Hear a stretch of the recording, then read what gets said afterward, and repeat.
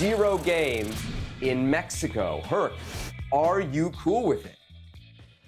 I'm cool with it.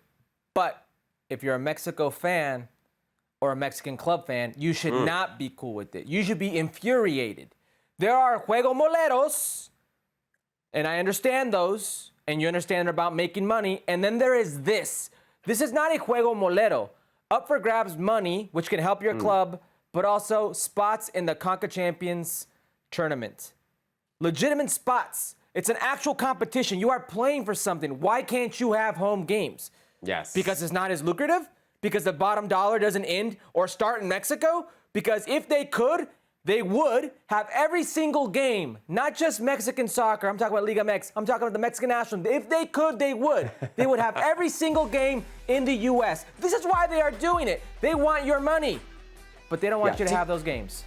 To your point about the Mexican fan, that's really who you feel kind of bad for here, right? Because they've already exported the national team. Yep. They've already taken the national team to the United States. Now they're taking the league, and it's literally going to stop. So I know that nobody north of the border is maybe thinking of that, but if you're Liga MX, eventually you do have to worry about your domestic fans, right? You do have to fill stadiums. That is, I think, somewhat important. I think the point that you raised is very important. You know, the tournament loses some of its, I don't know, what's the right word, kind of legitimacy, like competitive legitimacy if you're not playing at home, especially if the point is to see truly who's the best between Major League Soccer and Liga MX, right? You can't pretend to be better than somebody if you can't go down into their home and beat them, which is what Liga MX for the longest time did in CONCACAF Champions League.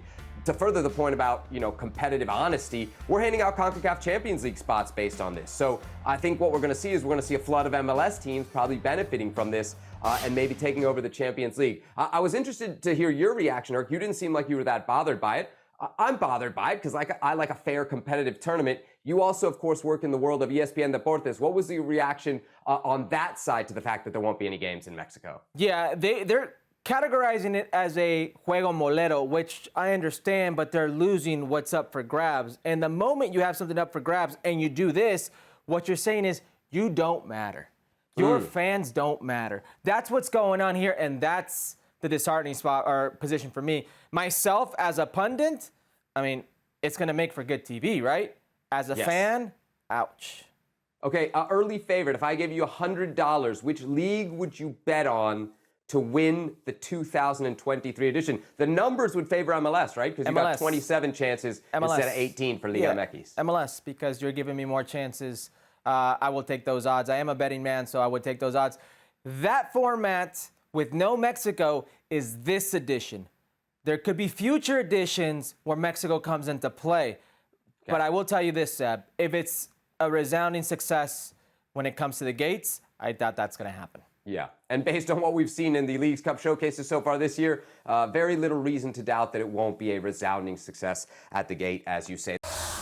Well, thank you very much for watching ESPN on YouTube. For more sports highlights and analysis, be sure to download the ESPN app. And for live streaming, premium content, and let's not forget as well, ESPN FC 7 days a week, subscribe to ESPN Plus.